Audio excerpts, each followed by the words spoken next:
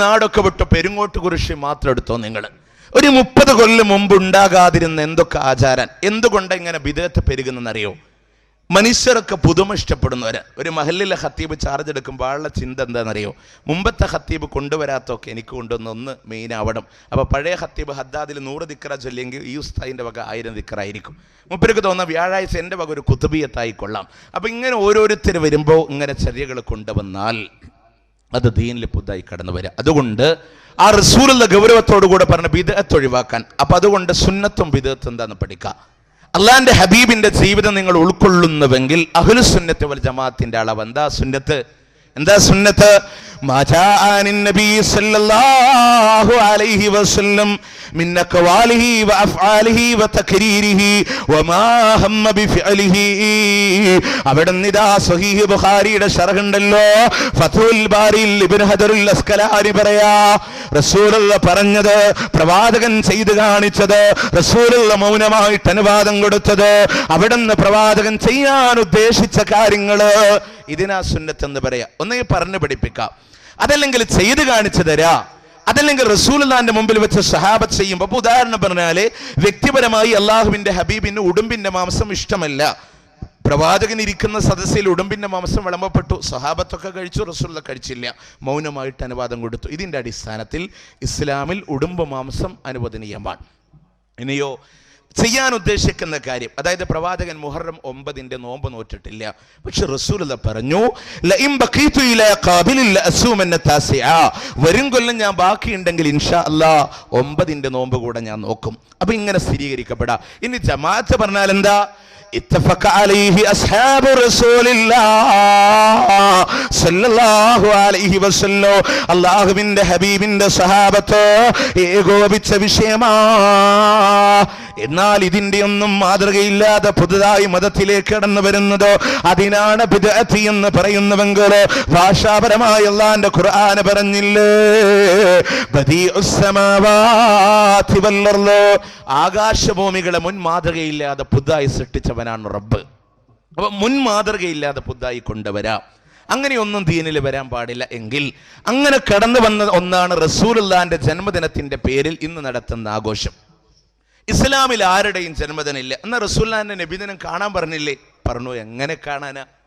എങ്ങനെ കാണാനാ പഠിപ്പിച്ചേ? നോക്ക് പ്രിയമുള്ളവരെ, സ്വഹീഹ് മുസ്ലിമിലൂടെ ഹദീസ് കാണാം. നോക്ക്, തിങ്കളാഴ്ച നോമ്പിനെ സംബന്ധിച്ച് അല്ലാഹുവിന്റെ ഹബീബിനോട് ചോദിക്കപ്പെടുകയാണ്. കാല അവിടുന്ന് റസൂലുള്ള മറുപടി കൊടുക്കുന്നു, ഫീഹി വുലിതോ, ആ തിങ്കളാഴ്ചയാണ് ഞാൻ ജനിച്ചത് എന്ന, വബുഇസ്തു എന്ന പ്രവാചകനായി നിയോഗിച്ചത് അതും ആ തിങ്കളാഴ്ചയാണ് എന്ന.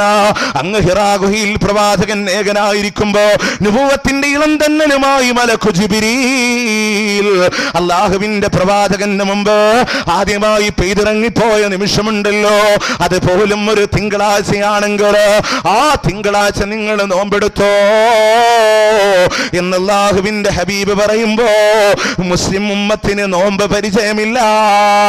എന്താ ഇവിടെ സംഭവിക്കുന്നത് എന്നറിയോ നിങ്ങൾക്ക്?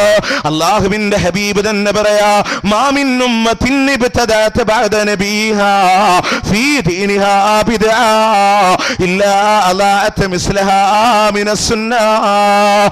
ഏതൊക്കെ സമുദായം ഇവിടെ ബിദ്അത്ത് കൊണ്ടുവന്നിട്ടുണ്ടോ, ഒരു സുന്നത്തിനെ അവർ പാഴാക്കിയിട്ടല്ലാതെ ഇല്ല. തിങ്കളാഴ്ച നബിദിനം വന്നാൽ നമ്മൾ ഫുഡ് കഴിച്ചിട്ടേ നീങ്ങുള്ളൂ. അള്ളാന്റെ ഹബീബ് എന്താ പറഞ്ഞു? നോമ്പെടുക്കാൻ. കണ്ടോ, ഒരു ബിദ്അത്ത് കടന്നു വരുമ്പോൾ സുന്നത്ത് മരിക്കും, നഷ്ടപ്പെടുമെന്ന് നബി സല്ലല്ലാഹു അലൈഹി വസല്ലം. മുജാഹിദുകാർ പറഞ്ഞ വിശ്വാസം വേണമെങ്കിൽ സുന്നി പബ്ലിക്കേഷൻസ് പുറത്തിറക്കിയ സുന്നത്തും ബിദ്അത്തും എന്ന് പറയുന്ന പുസ്തകത്തിന്റെ 72-ാമത്തെ പേജിൽ ഈ ഹദീസ് കൊടുത്തിട്ടുണ്ട്. കണ്ടില്ലേ? അപ്പൊ അതുകൊണ്ട് തന്നെ ബിദ്അത്ത് കൊണ്ടുവരാൻ പാടില്ല, സുന്നത്ത് നശിക്കുക. റസൂലുള്ള ജനിച്ചതിന്റെ പേരിൽ നോമ്പെടുക്കാനാണ് അല്ലാഹുവിന്റെ ഹബീബ് പറഞ്ഞിട്ടുള്ളത്. എന്നാൽ ഇസ്ലാമിൽ ഒരു പ്രവാചകന്റെയും ജന്മദിനമില്ല. ഇല്ല പ്രിയമുള്ളവരെ, ലോകത്ത് ശ്രദ്ധേയമായി കിടന്നു വന്ന പ്രവാചകന്മാരില്ലേ? അങ്ങ് ഇബ്രാഹിം നബി അലൈഹിസ്സലാമിന്റെ ജീവിതങ്ങളിലൂടെ കാത്തുകിട്ടിയ പൊന്നുമോന ഇസ്മായിൽ അലൈഹിസ്സലാം പടച്ചോനങ്ങ് അറുക്കാൻ പറയുമ്പോ അതിനു വേണ്ടി പോലും തയ്യാറായ ആ ഇബ്രാഹിം നബി ഇസ്മായിലിന്റെ ജന്മദിനം ആഘോഷിച്ചിട്ടില്ല. അങ്ങ് പ്രവാചകൻ ഇതാ ഉമ്മത്തിലൂടെ കടന്നു വന്ന പ്രവാചകനാണ്. ഒരു പ്രവാചകന്റെയും ജന്മദിനം ആഘോഷിച്ചിട്ടില്ല. എന്തിനേറെ ഇതാ ഫിർഔനിന്റെ കാലഘട്ടങ്ങളിലോട് അവിടെ നാടായൊരു കുഞ്ഞ് പിറന്നു പോയാ അതിനെ കൊന്നുകളയണമെന്ന് ഉത്തരവിറക്കിയ ഫിർഔനിന്റെ കാലഘട്ടങ്ങളിലോട് അല്ലാഹുവിന്റെ ഖുർആൻ പറയാ വഔഹൈനാ ഇലാ ഉമ്മിക മാ ഔഹാ എന്ന് സൂറത്ത് ഖസസ് പഠിപ്പിക്കുന്ന മൂസാ അലൈഹിസ്സലാമിന്റെ ഉമ്മയോട് പറഞ്ഞൊരു വിഷയമില്ലേ, ആണായ കുഞ്ഞു പിറന്നാൽ വധിക്കണമെന്നൊരു ചെയ്ത ഫറോവ നാട് വാണിടും കാലം മൂസാ നബി പിറന്നേ. ഒരു നാളിൽ മൂസ ജനിച്ച് ഉമ്മ ധനിച്ച് ഖേദം പതിച്ച് ഒരു പെട്ടിയിലാക്കി മോനെ നൈലിലൊഴുക്കുന്നേ. ഓളങ്ങൾ താലോലിച്ച് ഒഴുകി വരുന്നൊരു പെട്ടിയുമെന്ന് ഓമൽ പോ ആസിയ ബീവി കണ്ടു തുറക്കുന്നേ. ഒരുപാട് ചരിത്രങ്ങളിലൂടെ പാടിപ്പതിന ചരിത്രം എങ്കിൽ ഇത്രയൊക്കെ ചരിത്രത്തിൽ ശ്രദ്ധയാകർഷിച്ച മൂസാ നബിയുടെ ഒരു ബർത്ത്ഡേ ഉമ്മ പോലും ആഘോഷിച്ചിട്ടില്ല. ഇല്ല. ഇനി നിങ്ങൾ പഠിച്ചോ, റബീഉൽ അവ്വൽ 12 അല്ലാഹുവിന്റെ ഹബീബ് ജനിച്ചു എന്നുള്ളതിന് ആധികാരിക രേഖ ഉണ്ടോ? അതുപോലില്ല പ്രിയമുള്ളവരെ.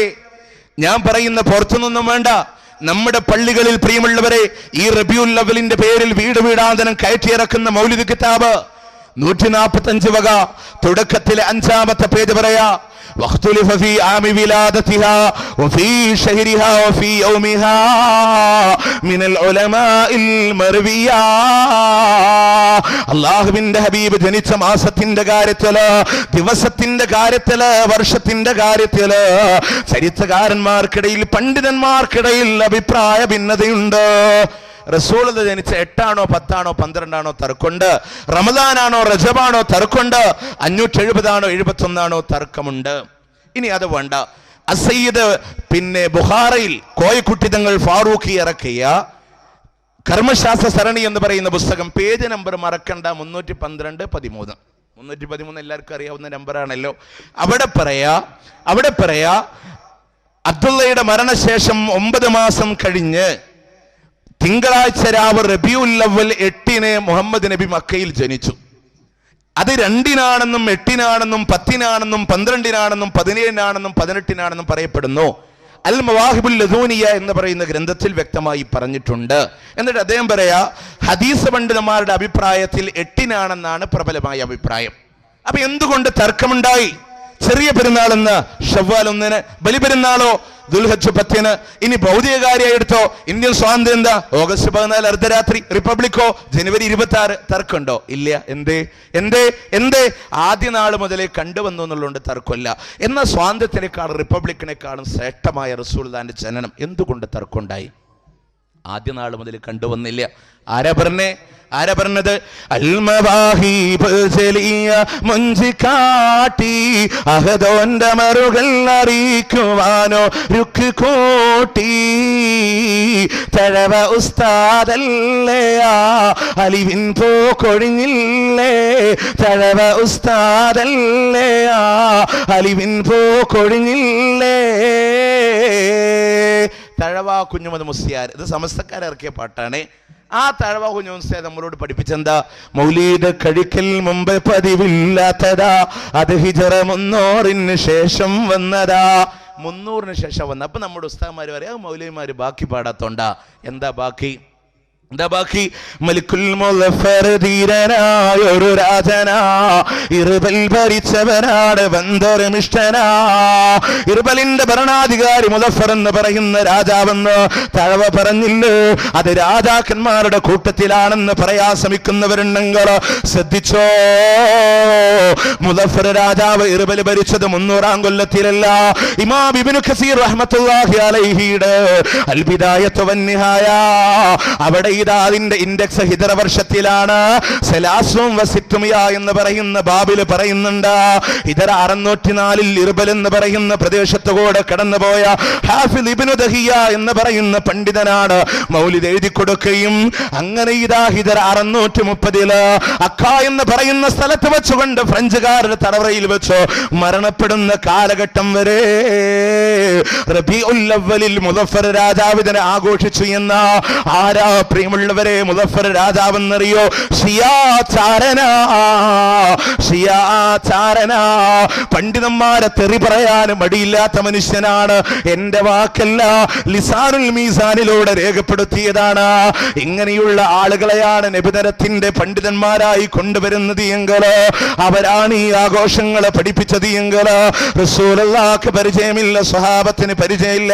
ഇത് സുന്നത്ത് മാസിക 2000 ജൂൺ മാസത്തിൽ പുറത്തിറക്കിയിട്ട് പറയാ, നബിദിനത്തിനെ കുറിച്ച് ആഴത്തിൽ പഠിച്ച ഇമാം സുയൂത്തിയുടെ അഭിപ്രായത്തിൽ 6-ാം നൂറ്റാണ്ടിനാണ് നിലവിൽ വന്നത്.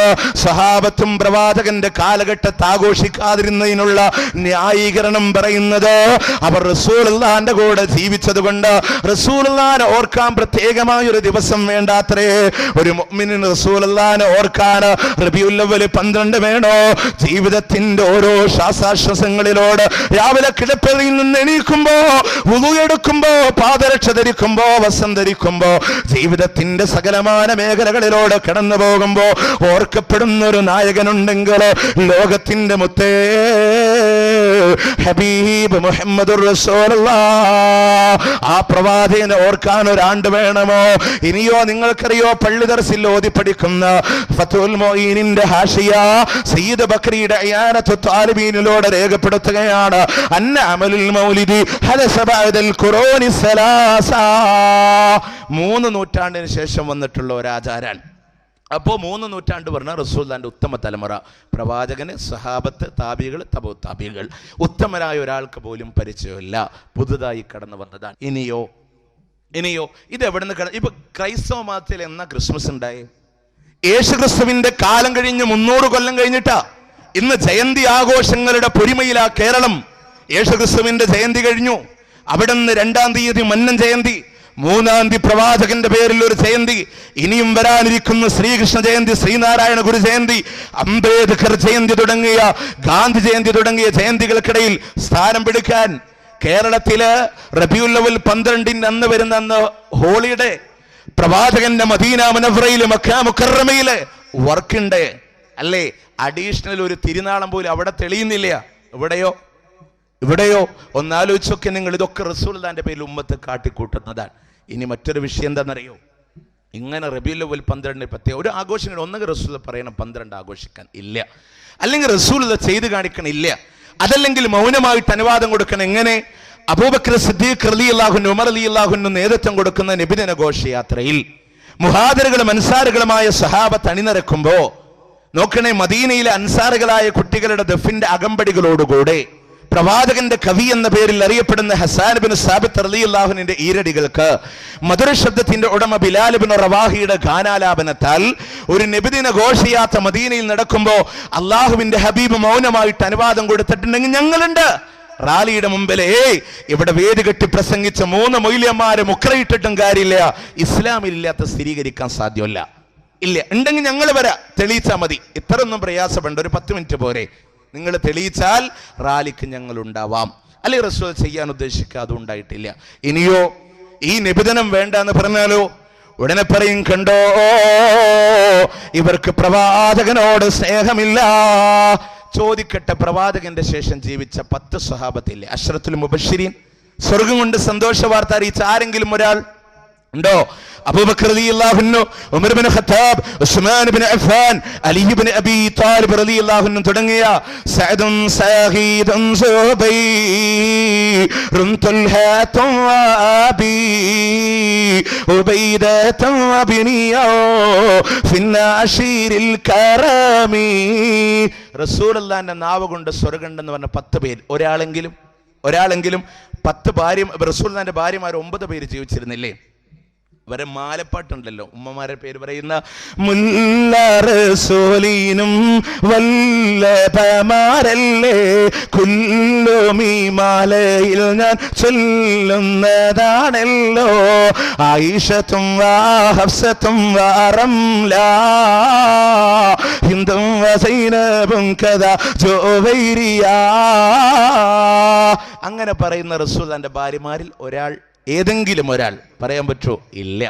ഇനിയോ നമ്മളോട് പറയും റസൂലിനോട് സ്നേഹമില്ലാത്തോണ്ട് റസൂലുള്ളാഹിന്റെ കാലം കഴിഞ്ഞ അബൂബക്കർ റളിയല്ലാഹു അൻഹു 2 വർഷം 6 മാസക്കാലം ഭരണം നടത്തി. മിനിമം 2 റബീഉൽ അവ്വൽ 12 കടന്നുപോയില്ലേ? ഒന്നുപോലും ആഘോഷിച്ചിട്ടില്ലെങ്കിൽ ആ അബൂബക്കർ റളിയല്ലാഹു അൻഹുവിന് അല്ലാഹുവിന്റെ ഹബീബിനോട് സ്നേഹമില്ല എന്ന് പറയാൻ കഴിയോ? ഇതര യാത്രയിലൂടെ റസൂലുള്ളാഹിന്റെ മുന്നിലൂടെ പിന്നിലൂടെ മാറി മാറി നടക്കുന്നത് കണ്ടപ്പോ അല്ലാഹുവിന്റെ റസൂൽ ചോദിച്ചില്ല, അബൂബക്കർ എന്തേ ഇങ്ങനെ മാറി മാറി നടക്കാനുള്ള കാരണമെന്ന് ചോദിക്കുമ്പോ പ്രവാചകനോട് പറയുന്നു, നബിയേ അങ്ങയുടെ മുമ്പിലൂടെ നടക്കുമ്പോ എനിക്ക് ഭയമാ, പിന്നിൽ നിന്ന് ശത്രുക്കൾ ആക്രമിച്ചാൽ പിന്നിലൂടെ നടക്കുമ്പോ എനിക്ക് ഭയമാ, മുന്നിൽ നിന്ന് ശത്രുക്കൾ ആക്രമിച്ചാലോ എനിക്ക് മനസ്സമാധാനമില്ല നബിയേ. അല്ലാഹുവിന്റെ പ്രവാചകന്റെ കൂടെ സൗരഗുഹയിൽ കടന്നു ചെല്ലുമ്പോ സ്വന്തം ശരീരത്തിന്റെ വശം പിച്ച് ചീന്തുകയാ. എന്തിനാ ഗുഹയുടെ ദ്വാരങ്ങൾ അടച്ചു വെക്കാനാണെങ്കിൽ അബൂബക്കർ സിദ്ദീഖ് റളിയല്ലാഹു അൻഹു ഒരു ബുറുദ മജ്ലിസ് ഉണ്ടാക്കിയിട്ടില്ലെങ്കിൽ, ഒരു ഘോഷയാത്ര നടത്തിയിട്ടില്ലെങ്കിൽ ആ അബൂബക്കർ റളിയല്ലാഹു അൻഹുവിന് അല്ലാഹുവിന്റെ ഹബീബ് ോട് സ്നേഹമില്ല എന്ന് പറയാൻ കഴിയോ? ഉമർ റളിയല്ലാഹു അൻഹു 10 കൊല്ലക്കാലം ഭരണം നടത്തിയില്ല, ഒരു റബീഉൽ അവ്വൽ 12 പോലും ആഘോഷിച്ചിട്ടില്ലെങ്കിൽ ആ ഉമർ റളിയല്ലാഹു അൻഹുവിന് സ്നേഹമില്ലാതെ പറയാൻ പറ്റോ? എന്റെ കാലം വരെ ഞാൻ സ്നേഹിക്കുന്നത് പ്രവാചകനെയാണെന്ന് പറഞ്ഞ അല്ലാഹുവിന്റെ ഹബീബ് വിട പറഞ്ഞു എന്ന് പറഞ്ഞപ്പോ ഉറയിൽ നിന്ന് വാളോടിയിട്ടാരെങ്കിലും എന്റെ ഹബീബ് ഈ ലോകത്തോട് വിട പറഞ്ഞവരാണെന്ന് പറഞ്ഞു പോയാ അവന്റെ തല ഞാൻ വെച്ചേക്കില്ല എന്ന് പറഞ്ഞുകൊണ്ട് ദേഷ്യത്തോടുകൂടെ വാളൂരിയ ഉമർ ഇബ്നു ഖത്താബ് റളിയല്ലാഹു അൻഹു ഒരു കാരക്കയുടെ കീറ് പോലും കൊടുത്തിട്ടില്ലെങ്കിൽ അദ്ദേഹത്തിന് സ്നേഹമില്ല എന്ന് പറയാൻ പറ്റോ? പിന്നീട് 12 കൊല്ലക്കാലം ഭരണം നടത്തിയ ഉസ്മാൻ ഇബ്നു അഫ്ഫാൻ റളിയല്ലാഹു അൻഹു റസൂലുള്ളാഹിന്റെ 2 പുത്രിമാരെ വിവാഹം കഴിച്ച ദുന്നൂറൈനല്ലയോ? അങ്ങ് അല്ലാഹുവിന്റെ ഹബീബ് സൗദന്റെ കിണർ കാണിച്ചിട്ട്, റോമാ കിണർ കാണിച്ചിട്ട് ചോദിക്കാ, ആരിത് വാങ്ങിത്തരും മുസ്ലിമീകൾക്കെന്ന് ചോദിക്കുമ്പോ അല്ലാഹുവിന്റെ നബിയേ അവനെന്ത് വില ചോദിച്ചാലും വേണ്ടില്ല, ഞാനത് വാങ്ങിത്തരാമെന്ന് പറഞ്ഞ ആ ഉസ്മാൻ ഇബ്നു അഫ്ഫാൻ റളിയല്ലാഹു അൻഹു ഒരു മൗലിദിന്റെ ഈരടികൾ ഉണ്ടാക്കിയിട്ടില്ലെങ്കിൽ അദ്ദേഹത്തിന് അല്ലാഹുവിന്റെ ഹബീബിനോട് സ്നേഹമില്ല എന്ന് പറയാൻ പറ്റോ?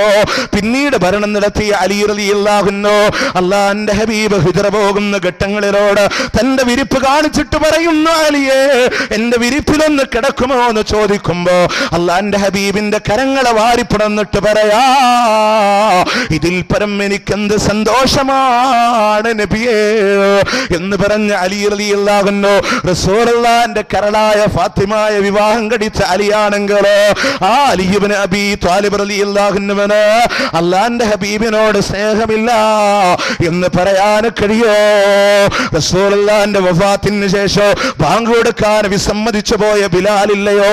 കാരണം എന്താണെന്നറിയോ? ബാങ്ക് കൊടുക്കാൻ ഉത്തരവാദിത്വം കൊടുത്ത അല്ലാഹുവിന്റെ ഹബീബ് കഅബാലയത്തെ ചൂണ്ടിച്ചിട്ട് പറയാ, ഇർകഅ ബിലാൽ ഹാദിഹിൽ കഅബത്തിൽ ഉല്യാ, ബിലാലേ കഅബാലയത്തിൽ കയറി ബാങ്ക് കൊടുക്കണമെന്ന് പറയുമ്പോ ഉമറിന്റെ ഷോൾഡർ ചവിട്ടിയിട്ടാണ് കയറിയെങ്കിൽ പിന്നീട് ബാങ്ക് കൊടുക്കാൻ കഴിഞ്ഞിട്ടില്ല.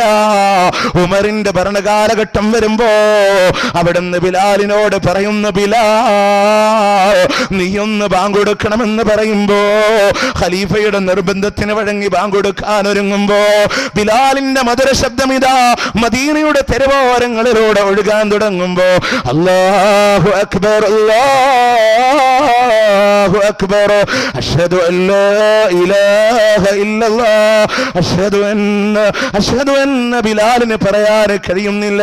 ബിലാലിന്റെ കണ്ണിലൂടെ കണ്ണുനീര് തളം തല്ലി ഒഴുകുകയാണെങ്കിൽ ആ ബിലാൽ ഇബ്നു റവാഹ് ഒരു നബിദിന ഘോഷയാത്രയിൽ പങ്കെടുത്തിട്ടില്ലെങ്കിൽ ഇവർക്കാർക്കും അല്ലാഹുവിന്റെ ഹബീബിനോട് സ്നേഹമില്ല എന്ന് പറയാൻ കഴിയോ?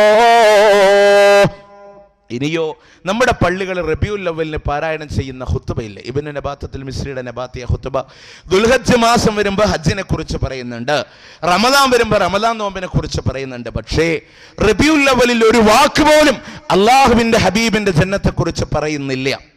ഇല്ല. എന്തേ?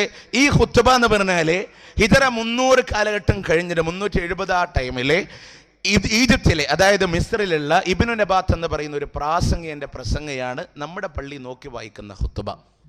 ഇത് സത്യത്തിൽ ജനങ്ങൾക്ക് ഇതുകൊണ്ടൊന്നും മനസ്സിലാവുന്നില്ല. ജനങ്ങൾക്ക് ഇതുകൊണ്ട് മനസ്സിലാവോ? ഇല്ല. കാരണം റസൂലുള്ളാഹിന്റെ ഖുത്ബ എന്ന് പറയാം അറബിയിൽ തന്നെ വേണമെന്നല്ലേ. എന്നാൽ ഷാഫി മദ്ഹബ് പഠിച്ച അൽ മദാഹിബുൽ അർബ എന്ന് പറഞ്ഞിട്ടൊരു കിതാബുണ്ട്, അഹ്ലുസുന്നയുടെ അൽ മദാഹിബുൽ അർബ.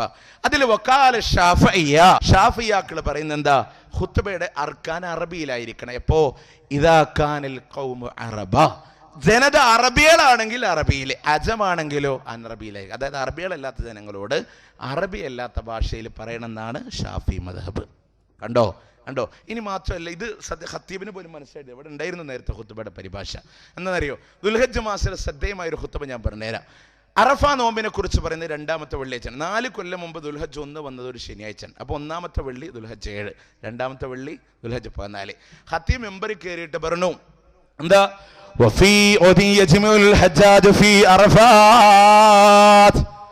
നാളെയാണ് ഹജ്ജാജ്മാരെ അറഫയിൽ സമ്മേളിക്കുക എന്ന്.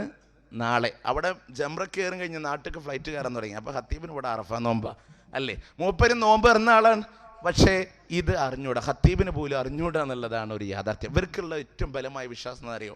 നമ്മുടെ കൗമിനൊന്നും അറിയില്ല. പണ്ട് പാതിരാവാതിലൊക്കെ ഉസ്താദ്മാർ പറയും, ഒരാളിങ്ങനെ പറഞ്ഞു തരാം പ്രസംഗത്തിൽ അല്ലേ, അഖിലോ ഖതീബക്കും ലഹ്മം വഖുബ്സാ, നിങ്ങളുടെ ഖത്തീബിന് നിങ്ങൾ ഇറച്ചിയും പത്തിരൊക്കെ കൊടുക്കണം കേട്ടോ. അപ്പോൾ കുറച്ച് അറബി അറിയാവുന്ന ഒരാൾ അങ്ങനെ തൊണ്ട എനിക്കിപ്പോൾ ഇയാൾ പറഞ്ഞു ഉത്തരേ, ലാ തനഹ്നഹ് നിസ്ഫുല്ലി വനിസ്ഫുല്ലക ഹദാ ഖൗമുൻ ജാഹിലൂൻ, നീ തൊണ്ട എനക്കൊന്നും വേണ്ട, പകുതി നിനക്കും പകുതി എനിക്കും, ഇത് വിഡ്ഢികളായ കൗമാണ്. ഇത് ഉസ്താദ്മാർ പറയലുള്ളതാണ് വാതിൽ. അപ്പം ഞാൻ പറയുന്നത് വെച്ചാൽ ഇത് ഉസ്താദ്മാർക്ക് നല്ല ബോധ്യമുണ്ട്, അതുകൊണ്ടാണ് ജനങ്ങളെ പറ്റിക്കുന്നത് അല്ലേ. അതുകൊണ്ട് ജനങ്ങൾക്കറിയാവുന്ന ഭാഷ. ഇപ്പോൾ റസൂലുള്ളാഹിന്റെ ഖുത്ബയിൽ ഒരാൾ കടന്നു വന്നപ്പോൾ റസൂൽ ചോദിച്ചു, അല്ലേ നീ നിസ്കരിച്ചോ? അയാൾ പറഞ്ഞു ഇല്ല. പ്രവാചകൻ പറഞ്ഞു കും ഫസല്ലി റകഅത്തൈൻ, എഴുന്നേറ്റ് 2 റക്അത്ത് നിസ്കരിക്കുക. നമ്മുടെ നാട്ടിൽ കുഞ്ഞാമത് പള്ളിക്ക് വരുമ്പോൾ ഖത്തീബ് മിമ്പർ എന്നിട്ട് യാ കുഞ്ഞാമത് ഹൽ സല്ലൈത, ആ കുഞ്ഞാമത് അങ്ങോട്ടും ഇങ്ങോട്ടും ഇങ്ങനെ നോക്കും, എന്താ ഇപ്പോൾ പറഞ്ഞത്? വീണ്ടും ഖത്തീബ് യാ കുഞ്ഞാമത് ഹൽ സല്ലൈത. അപ്പോൾ ഇയാൾ പഠിച്ചോനെ, ഇയാൾ എന്നെ തന്നെയാണല്ലോ ഈ നോക്കുന്നത് അല്ലേ. അങ്ങനത്തെ ഒരു അവസ്ഥ ഉണ്ടാവുക. റസൂലുള്ളാഹിന്റെ ഖുത്ബ യഖ്റഉൽ ഖുർആൻ വയുദക്കിറുന്നാസ്, ഖുർആൻ ഓതി ജനങ്ങളെ ഉത്ബോധിപ്പിക്കുക. വിശാല തലങ്ങൾ വേണമെങ്കിൽ ഇൻഷാ അല്ലാഹ് നമുക്കത് ചർച്ച ചെയ്യാം. ഇഷ്ടംപോലെ സീഡികൾ ഇതുമായി ബന്ധപ്പെട്ട വിഷയങ്ങൾ, ഗണ്ണന മണ്ണന പ്രഭാഷണങ്ങളൊക്കെ അവിടെ ഇരിക്കുന്നുണ്ട്. ഇനി നമ്മുടെ പെരിങ്ങോട്ട് കുരിശിക്കാർക്ക് ആവശ്യമാണെങ്കിൽ ഇവിടെ വന്ന് 3 അല്ല 30 പണ്ഡിതന്മാരെ നിരത്തിക്കോളി. സ്വാഗതാർഹം. അപ്പോൾ ഇങ്ങനെ ഇസ്ലാം പഠിപ്പിക്കുന്ന വിശ്വാസങ്ങൾ എന്താ നോക്ക്. കൃത്യമായിട്ട് ആ റസൂലുള്ളാഹിന്റെ ഖുത്ബ അങ്ങനെയായിരുന്നു. എന്നാൽ ഇന്ന് ഖുത്ബ മനസ്സിലാവുന്നില്ല. ആ റബീഉൽ അവ്വലിന്റെ ഖുത്ബയിൽ ഇവിടെ പറഞ്ഞല്ലോ, നേരത്തെ ബഹുമാനനായ മുസ്തഫ സഖാഫി വിശദീകരിച്ചില്ലോ, ജനങ്ങളോട് പറയുന്നു, ജനങ്ങളെ കരയേണ്ട മാസമാ. പ്രിയമുള്ളവരെ, ആദ്യത്തെ 2 ഖുത്ബ ഇതാ റസൂലുള്ളാഹിന്റെ വഫാത്തിന്റെ തുടർച്ചയാണ്. 3ാമത്തിന്റെ ഖുത്ബയോ കാലത്തിന്റെ വികൃതികളാണ്. ആ കാലഘട്ടത്തെ രാജാവിന്റെ മകള് മരണപ്പെട്ടതുമായി ബന്ധപ്പെട്ട് ഖത്തീബ് പറയുന്നു, മരണമാണ് ചർച്ചയെങ്കിലോ ആ വിഷയം ഒന്ന് വിശദീകരിച്ചോട്ടെ എന്റെ പ്രിയമുള്ളവരോ. സഫർ മാസത്തിന്റെ അവസാനത്തിലാ അള്ളാന്റെ ഹബീബിന്റെ തലവേദനയോട് കൂടിയ വഫാത്തിന്റെ രോഗമിതാ റബീഉൽ അവ്വലിലേക്ക് കടന്നു വരുമ്പോ ശക്തമായ പനിയാ. റസൂലുള്ളാഹിനെ കാണാൻ വേണ്ടി വന്ന അബ്ദുല്ലാഹ് ഇബ്നു മസ്ഊദ് റളിയല്ലാഹു അൻഹു അള്ളാന്റെ ഹബീബിനോട് ചോദിക്കാ, എന്ത് പനിയാണ് നബിയേ അങ്ങേക്ക് പനിക്കുന്നത് എന്ന് പറയുമ്പോ അല്ലാഹുവിന്റെ റസൂൽ പറയുന്നു, അബ്ദുല്ലാഹ് ഇന്നി ലൗ അകു കമാ യുഅകു റജുലാനി മിൻകു, നിങ്ങളിൽ നിന്ന്